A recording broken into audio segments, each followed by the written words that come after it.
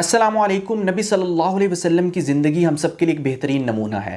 اگر ہم چاہتے ہیں کہ ہم دنیا آخرت میں کامیاب ہوں، ہماری زندگی سنوریں، تو ہمیں نبی صلی اللہ علیہ وسلم کی سیرت کو فالو کرنا چاہیے، اور نبی صلی اللہ علیہ وسلم کی جتنے بھی باتیں ہیں، جتنے بھی ارشادات اور احادیث ہیں، ان سب کو ہم سمجھیں اور ان پر عمل کرنے کی کوشش کریں۔ تو اسی سلسلے میں نبی صلی اللہ علیہ وسلم کی چند خوبصورت احادیث آپ کی خدمت میں پیش کروں گا، اور یہ سن کر میں امید کرتا ہوں کہ آپ کو فائدہ حاصل ہوگا۔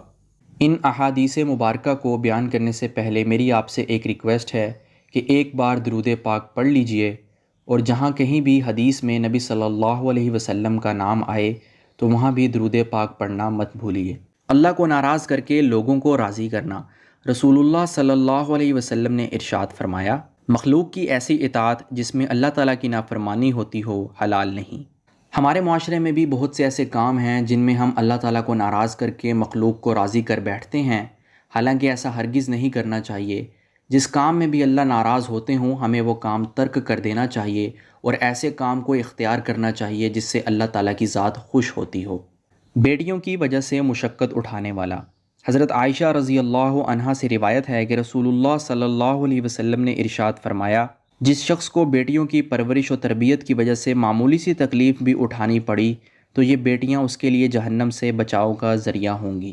یعنی جس انسان کی بیٹیاں ہوں اور ان بیٹیوں کی پرورش اور تربیت کے دوران اگر وہ کسی بھی قسم کی تکلیف یا مشقت اٹھائے گا تو یہ تکلیف اور مشقت قیامت والے دن اس کو جہنم سے بچائے گی۔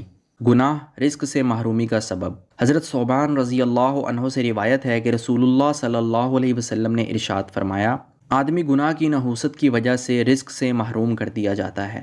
رزق سے مراد پیسہ نہیں ہوتا، رزق سے مراد ہر وہ چیز ہوتی ہے جو انسان کی ضرورت ہوتی ہے، اور جب وہ ضرورت پوری ہوتی ہے تو انسان خوشحال زندگی گزارتا ہے، اور جب آدمی کثرت کے ساتھ گناہ کرنا شروع کر دے تو وہ رزق سے محروم کر دیا جاتا ہے، اور رزق مکمل طور پر نہ ملنے کی وجہ سے اس کی زندگی میں پریشانیاں پیدا ہوتی ہیں۔ تو اگر انسان یہ چاہتا ہے کہ اللہ پاک کی طرف سے اسے رزق نصیب ہو تو اس کو چاہیے کہ گناہوں کو ترک کرے، گناہوں کو چھوڑے، اور جتنی زیادہ ہو سکے نیکیاں کرے۔ پابندی سے اعمال صالحہ کرنے کا صلہ۔ حضرت ابو موسیٰ رضی اللہ عنہ فرماتے ہیں کہ میں نے نبی کریم صلی اللہ علیہ وسلم کو متعدد بار یہ ارشاد فرماتے ہوئے سنا، جو شخص کوئی نیک عمل کیا کرتا ہو یعنی اس کا معمول ہو، اور پھر کبھی مرض یا سفر کی وجہ سے وہ معمول پورا نہ کر سکے تو اس کے لیے اس نیک عمل کا ثواب ایسے ہی لکھ دیا جاتا ہے جیسے کہ صحت اور مقیم ہونے کی حالت میں عمل کرنے پر اجر و ثواب لکھا جاتا ہے۔ یعنی ایک انسان کا اگر کسی نیک عمل کا معمول ہو جس کو وہ روزانہ کرتا ہو، اور بیماری اور سفر کی حالت میں وہ اس نیک عمل کو نہ کر سکے، لیکن پھر بھی اللہ تعالیٰ کی ذات اس کو اس کام کا اجر دیتی ہے کیونکہ وہ اپنی عام زندگی میں اس کو معمول کے مطابق کرتا رہا ہے۔ محمد صلی اللہ علیہ وسلم کے بعد کوئی نبی نہیں۔